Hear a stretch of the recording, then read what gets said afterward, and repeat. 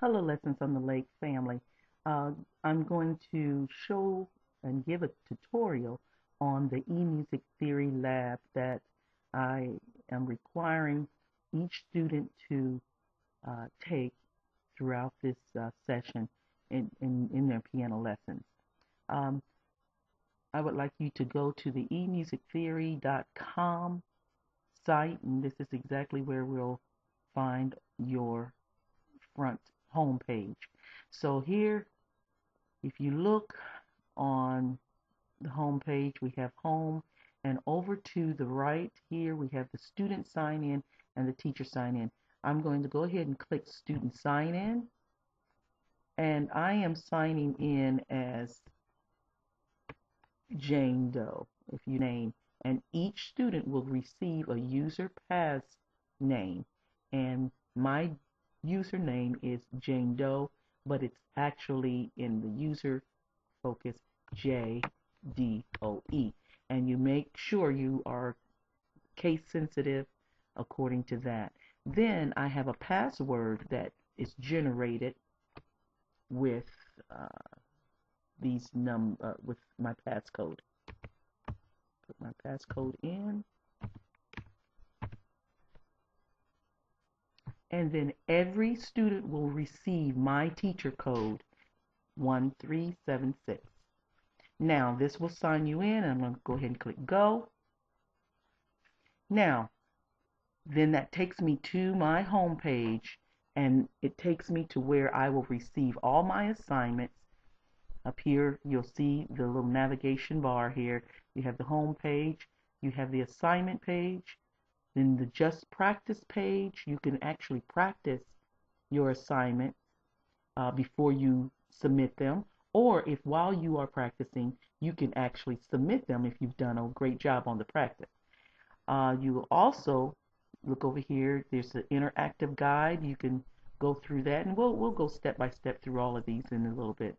Then your information, and then you have support. Um, it's also good, as they say, to set your own email address so that you can retrieve your lost password. So just in case you should forget your passcode or your password, then that way you will be able to retrieve it. Okay, here it's welcoming you to the eMusic Theory, and this right here is your main links. So I'm going to go ahead and click on your assignments. Now, each assignment has a due date. So there's assignment with due dates, and then there's assignment sets where there's piano homework drills, and those homework drills in drill 1 are not timed, and you can submit those homework assignments right there. Now, when I say they're not timed, there's usually a timing set for some of these drills, and will allow you to uh, try to beat the clock pretty much as far as the assignment, and then you'll go ahead and submit your assignments. So the assignment with due dates are right here. It says assignments with due dates. So if you scroll down, you're going to see your due dates, or I should say the next due date. You can go ahead and do that particular assignment. You don't have to submit it on the due date, but as long as you are before that due date or on the due date, you can go ahead and um, submit that assignment. So this is the bass clef line notes. Now this is only the line notes of the bass clef. So I'm going to go ahead and click do it now. Okay, we are here at the assignment. Now here it will give uh, the instructions of what to do. I would ask that the students actually study the bass clef lines first.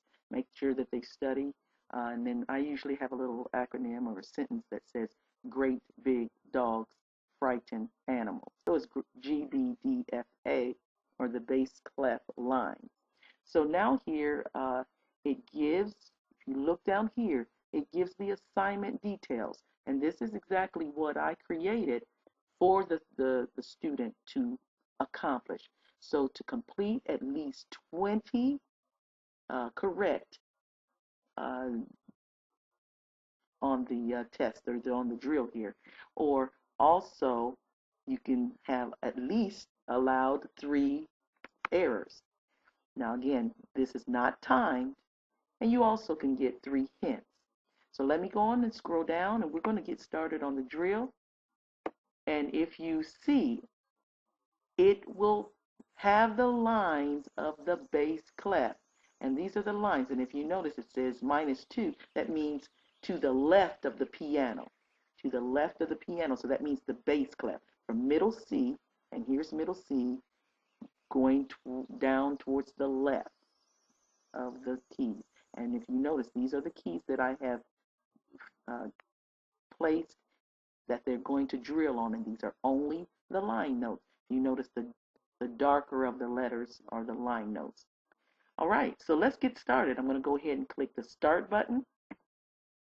And here you can either make your answers to click here. So this is the bass clef and this is an F. Or you can use your keypad on your keyboard, and that note actually is G. So I'm going to go ahead and use my keyboard. And there it is. That was the correct answer, and it will indicate when it's wrong, and the actual picture will shake when it's not right. So I'm going to do the correct number. I'm not using this little keypad. You can, but I think the keypad on your keyboard helps you navigate a little bit faster. These you have to keep sliding back and forth. So the next letter is A. Now I'm going to make an incorrect letter, so you'll kind of see what happens. That actually is middle C, but I'm going to go ahead and hit an F. You see how the screen actually moved. Now I'm going to do that again. I'm going to hit a wrong note. The screen will show you that it did not do right.